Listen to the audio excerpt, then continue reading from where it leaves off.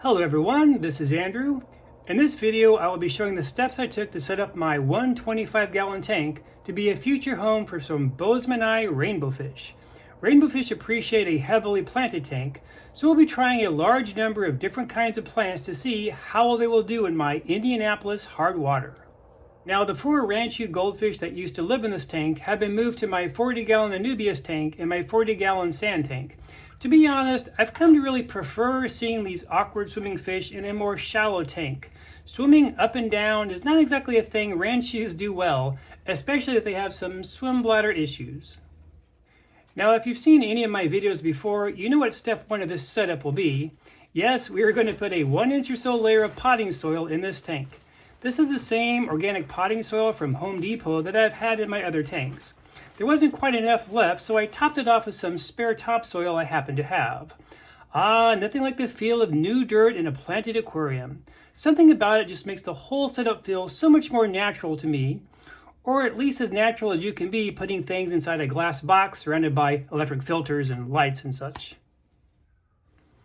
After the dirt was mixed and any larger wooden bits removed, I added some water and compacted the mud down. Since this tank isn't going to have any large numbers of Amazon swords this time around, I figured just 1 inch would be enough. Unlike the dirt-planted goldfish tank I maintained for the last 11 years, I intend to use liquid fertilizers and root tabs in this tank as needed as time goes by. Now, the next layer of substrate will need a little explaining. This is a mixture of gravel, fluval stratum, and eco-complete that I recovered from my ill-fated island aquarium build. I have a video about that disaster if you really want to watch it. It did not end well, and hopefully that will be my least viewed video that I ever make on YouTube.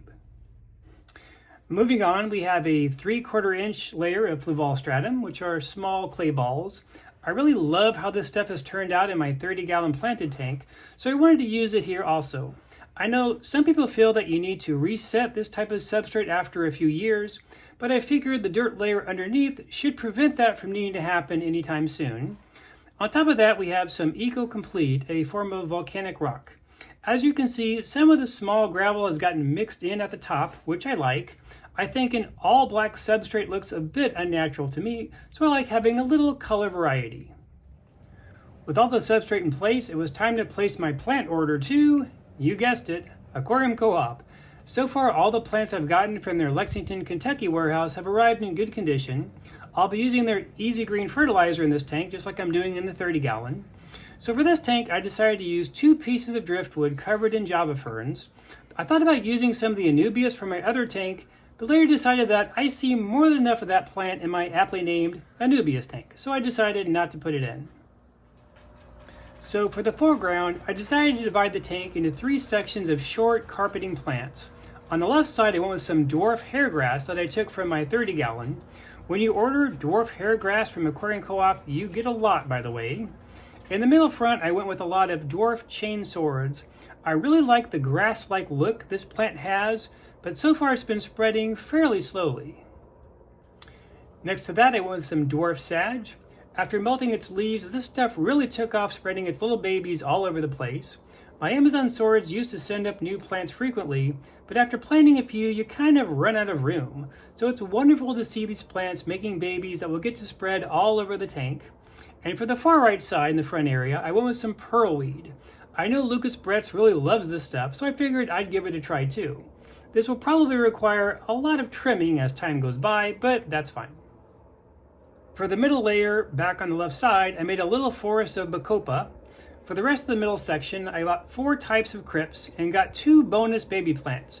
So I ended up planting 6 crypts in the middle layer of the tank. On the left, we will have the cryptocorn lucans and its baby. Then we have some tropica and windiddle red and green. I'm not 100% sure which is which, or exactly how to pronounce windiddle. And to finish out the middle area, I got a red dwarf lily, because why wouldn't you? It seems like every nice rainbowfish display I've ever seen on YouTube has one, so I will too.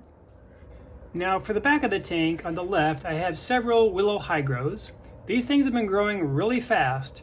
Once the tallest hit the surface, I cut off a piece and replanted it. When the ones on the left hit the surface, I plan to add some floating plants. I don't want to add floating plants right now because the hang-on back filters will just shoot them around the tank, and they'll be competing with the stem plants for nutrition. Next in the back, we have a long row of jungle vowels. They melted back quite a bit, but are now slowly sending up new leaves and starting to show new plants. I guess this plant sometimes can take a while before they really take off. Now, after the sinking of my island aquarium, I didn't intend to get any Amazon swords for this tank, but I saw Aquarium Co-op had one called an ocelot sword, which looked to have smaller leaves, so I decided to get one and see how it goes. Maybe I should have added a little deeper layer of dirt. Ah well. I moved some water wisteria from the 30-gallon to go on either side of my hang-on back filter on the right side. Oh, did I mention how much I love being able to move plants between these two tanks? I'd always just had one big tank for most of my fish keeping life, so I'm finding the flexibility to be very convenient. And finally, for the back right corner, I got a lot of beautiful water sprite. I remember this stuff fondly in the first year having my common goldfish setup, but growing goldfish will do what growing goldfish do, so they all end up becoming floating plants.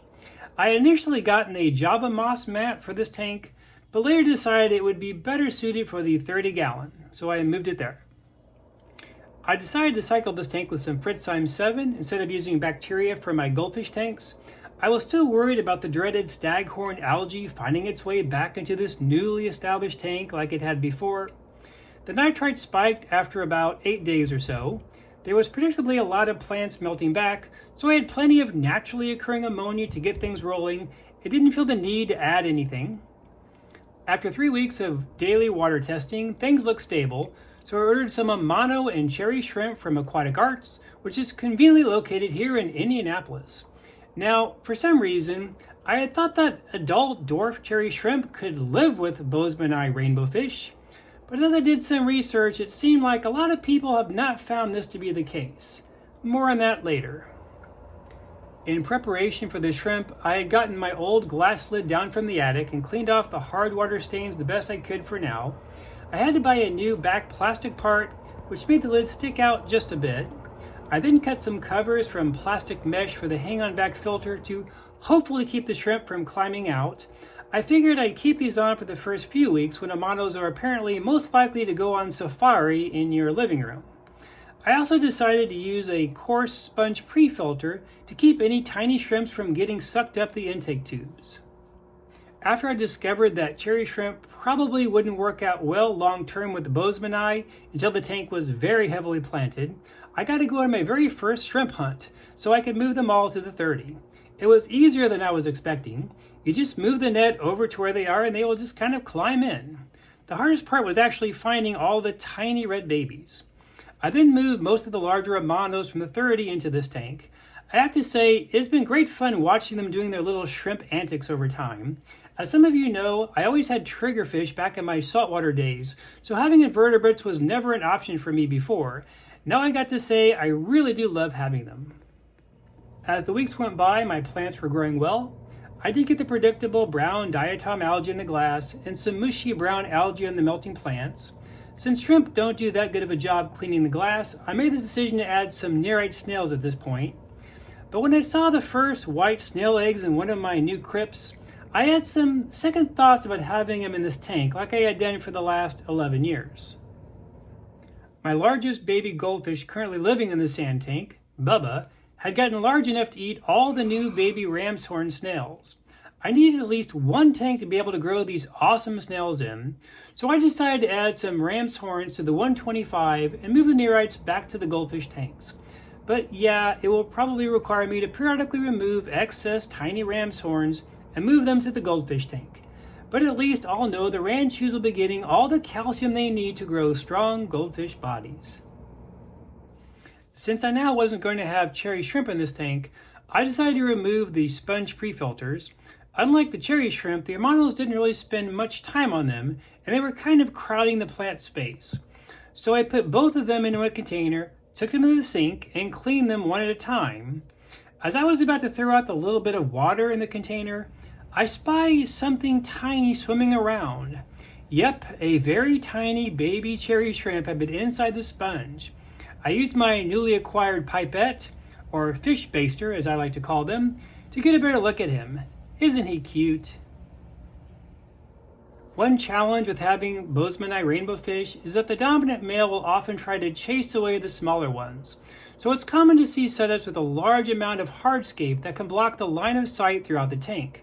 This allows the dominant males to feel like they've done their job and stop chasing the smaller ones around. But I decided to not use any large hardscape in this tank. So instead, I moved over some of the new growth of the Myca plants I had gotten from Dustin's fish tanks a while back. I really love the look of this classic seaweed kind of plant. So I decided to try planting a row of it around the middle of the tank from front to back. We'll see how well it works. Since the fish I will be getting are juveniles, I figure there'll be plenty of time to grow. At this point, I had finally decided for sure what type of rainbowfish I was going to get for my 30-gallon and this 125. I went ahead and put in the order with Aquatic Arts to make sure they would be available. It's been a few weeks letting my 2 new tanks with their new inhabitants grow out a bit more before the big day. After 11 years of only having goldfish, I was about to get 2 new species of freshwater fish for the very first time. But that big day will have to wait until the next video. So thanks for watching, everyone, and also thanks for all the likes and comments many of you have made on my videos over the last few months. I really do appreciate it. So thanks for watching again. I am Andrew, and as always, happy fish keeping.